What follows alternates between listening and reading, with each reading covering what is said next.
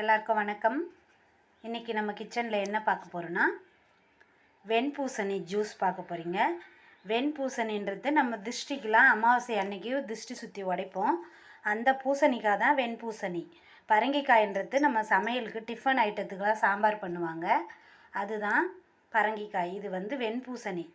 இதை நம்ம இன்றைக்கி ஜூஸ் பண்ணி சாப்பிட்றது எவ்வளோ நல்ல பயன் தரும்னு இந்த வீடியோவில் நீங்கள் பார்க்க போகிறீங்க. காலையில் வெறும் வயிற்றில் எம்டி ஸ்டமக்கில் இந்த ஜூஸ் நம்ம பண்ணி குடித்தோம்னா நம்ம உடம்புல இருக்கிற இந்த வெனல் கட்டின்னு சொல்லுவாங்க, அந்த குழந்தைங்களுக்கெல்லாம் முகப்பரு கட்டிகள் அதெல்லாம் வருது, பெண்களுக்கும் இந்த கருப்பை கட்டி அதெல்லாம் வருது இல்லையா, அந்த கட்டிகள் குணமாக இந்த வெண்பூசணி ஜூஸ் சாப்பிட்லாம். ரொம்ப முக்கியமானது ஒன்று சொல்கிறேன், கேன்சர் கட்டியை கூட குணப்படுத்தும். ஆரம்ப நிலையில் இருக்கிறவங்க 48 நாள் கண்டினியூவாக இந்த ஜூஸ் குடிச்சிங்கன்னா சூப்பராக கிளியராக ஆகிடும். உங்களுக்கு மெடிசன் எடுக்கிற செலவு கூட மிச்சமாகும். அவ்வளோ இம்பார்ட்டண்டான இந்த ஜூஸ் எப்படி பண்ணணுன்றது தான் இந்த வீடியோ. ஓகே, ரொம்ப பேசிட்டேன், ஸ்டார்ட் பண்ணிடலாமா? வீடியோக்குள்ளே போகலாமா? என்னோடய சேனல் ஃபஸ்ட் டைம் பார்க்குறீங்கன்னா சப்ஸ்கிரைப் பண்ணிக்கோங்க. இல்லை மீண்டும் மீண்டும் பார்க்குறீங்கன்னா என்னோடய வீடியோஸ்லாம் நல்லா இருக்குன்னு ஒரு லைக் போட்டுருங்க. இப்போது வெண்பூசணி சின்னதாக பிஞ்சாக வாங்கிக்கோங்க. வாங்கி நான் கழுவி வச்சுருக்கேன். இப்போது இதை கட் பண்ணி நம்ம எடுத்துக்கலாம். ஒரு ஆளுக்கு இது ஒரு 1 kg பூசணிக்காய் தான், நான் அவ்வளோ சின்னதாக பார்த்து வாங்கியிருக்கேன்.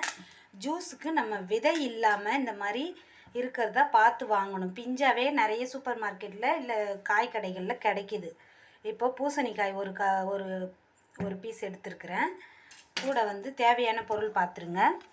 தேன், இனிப்புக்காக நம்ம தேன் சேர்த்துக்க போகிறோம். ஏன்னா நிறைய பேர் இது மெடிசன் மாதிரி தான் எடுத்துக்குவாங்க இந்த ஜூஸை.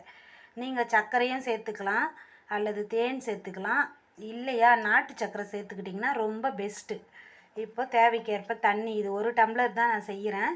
அதனால் நான் எம்டி ஸ்டமக்கில் குடிக்கிறதுக்கு 1 டம்ளர் தான் காலையில் பண்ணுறேன். கூட தேவைக்கேற்ப ஒரு பிஞ்சு சால்ட்டு சேர்க்க போகிறேன். ஒரு அரை ஸ்பூன் மிளகு காரத்துக்காக, கொஞ்சமாக அந்த ஃப்ளேவர் நமக்கு அகற்றுற மாதிரி இருக்கும். அதனால் நம்ம இந்த புதினாவும் அந்த காயோடு சேர்த்து அரைக்க போகிறோம். தேவையான பொருள் பார்த்துருங்க. புதினா கொஞ்சம், அரை ஸ்பூன் மிளகு, ஒரு இனிப்பு தேவைக்கேற்ப தேன் வச்சுருக்கேன், சால்ட்டு, தண்ணி, வெண்பூசணிக்காய் ஒரு 200 ml ஜூஸ் எடுக்க போகிறீங்கன்னா நீங்கள் 200 ml காய், 200 கிராம் காய் எடுத்துக்கோங்க. இப்போ தோல் சீவிட்டு பீஸ் போட்டுக்கலாம். இந்த காயை ஃபீலரில் தோலை நல்லா சீவிட்டு துண்டு போட்டுடலாம். இந்த காய் உள்ளே இருக்கிற இந்த பஞ்சு போல் இருக்குது பார்த்தீங்களா, அது பிஞ்சாக இருந்தால் நீங்கள் அப்படியே போட்டுக்கலாம். அப்படி இல்லைன்னா கொஞ்சம் விதைகள் தென்படுற மாதிரி இருந்தால் கண்டிப்பாக கட் பண்ணி ரிமூவ் பண்ணிக்கோங்க. அப்படியே போட்டாலும் ஒன்றும் இது இல்லை, நம்ம ஃபில்ட்ரு பண்ணி அரைச்சி தான் குடிக்க போகிறோம். ஆனால் எடுத்துறது கொஞ்சம் நல்ல பெஸ்ட்டு, அவ்வளோதான். இப்போ நம்ம இந்த தோலெல்லாம் ரிமூவ் பண்ணிக்கலாம்.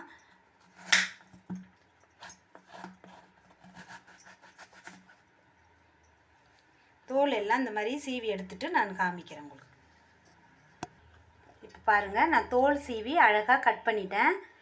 ஒரு காயில் நான் 1 கிலோ காய் வாங்கிட்டு வந்தேன். அதிலே நான் பாதி தான் போட்டிருக்கேன். பாதியில் பாதி தான். இது 1 டம்ளருக்கு தேவையானது ஒரு 250 கிராம் தான் நான் எடுத்துருக்கிறேன், ஒரு ஆளுக்குன்றதுனால. மறுநாளைக்கு கூட நம்ம ஒரு பீஸ் வச்சுருந்து நாளைக்கு போட்டுக்கலாம். இதிலையே கொஞ்சம் புதினா சேர்த்துருங்க ஜூஸரில். மிளகு இதிலே போட்டு நம்ம காரத்துக்கு ஒரு அரை ஸ்பூன் போட்டு அரைச்சிருங்க. கொஞ்சம் சால்ட்டும் சேர்த்துட்றேன். சும்மா ஒரு பிஞ்சு சேர்த்திங்கன்னா போதும். தண்ணி கொஞ்சம் ஃபஸ்ட்டு சேர்த்துக்கலாம். அதுக்கப்புறமா மறுபடியும் அரைக்கும் பொழுது அரைச்சிட்டு கொஞ்சம் போட்டு அரைச்சிக்கலாம். நல்லா ஜூஸரில் ஒரு 2 மினிட்ஸ் நல்லா பீட் பண்ணிட்டிங்கன்னா நல்லா மசிஞ்சு இந்த மாதிரி ஜூஸ் ரெடி ஆகிடும். இப்போ இதை ஃபில்ட்ரு பண்ண போகிறேன். ஜூஸை நல்லா அரைச்சதை ஃபில்ட்ரு பண்ணிக்கோங்க. ஏன்னா நம்ம அந்த சக்கையும் சாப்பிட்றவங்க சாப்பிடுவாங்க, ஒரு சிலவங்களுக்கு பிடிக்காது இல்லையா, அவங்களுக்கு இந்த மாதிரி ஃபில்ட்ரு பண்ணிவிட்டு நீங்கள் கொடுக்கலாம்.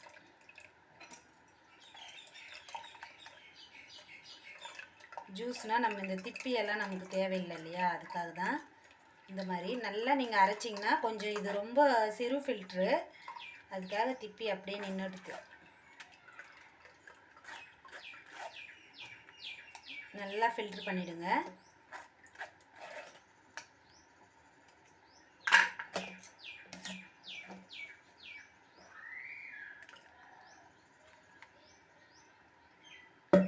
மிளகு புதினா சேர்த்ததுனால நல்லா வாசமாக இருக்குது ஜூஸு.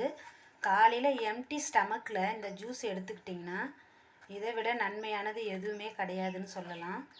இப்போது புதுசு புதுசாக நிறைய நோய்கள் வருது, அதெல்லாம் நீங்கள் வராமல் தடுக்கணும் அப்படின்னா இந்த மாதிரி இது இப்போது நிறைய பேருக்கு குணப்படுத்த முடியாத நோய்கள்லாம் வருது இல்லையா, அவங்களாம் இந்த ஜூஸ் சாப்பிட்டிங்கன்னா கண்டிப்பாக குணமாகும்.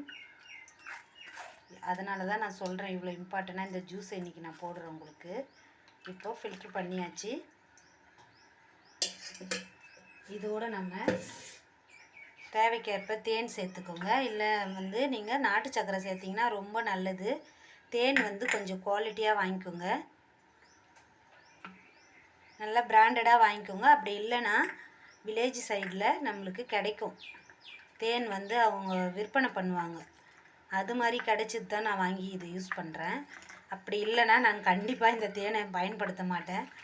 நான் நாட்டு சக்கரை தான் யூஸ் பண்ணுவேன் மோஸ்ட்லி எல்லாத்துக்கும். இப்போது இந்த ஜூஸ் ரெடி ஆகிடுச்சு பரிமாறத்துக்கு. ஒரு ஜூஸ் டம்ளர் எடுத்துக்கோங்க.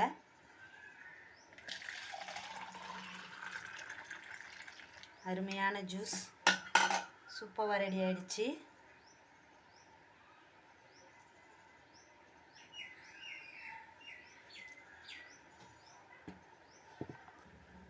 இந்த வெண்பூசணி ஜூஸ் ரெடி ஆகிடுச்சு சாப்பிட்றதுக்கு.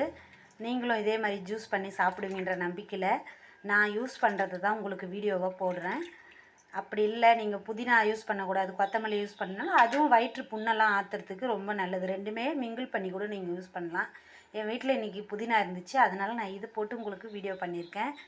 தேங்க்யூ ஃபார் வாட்சிங் my video. Bye bye friends.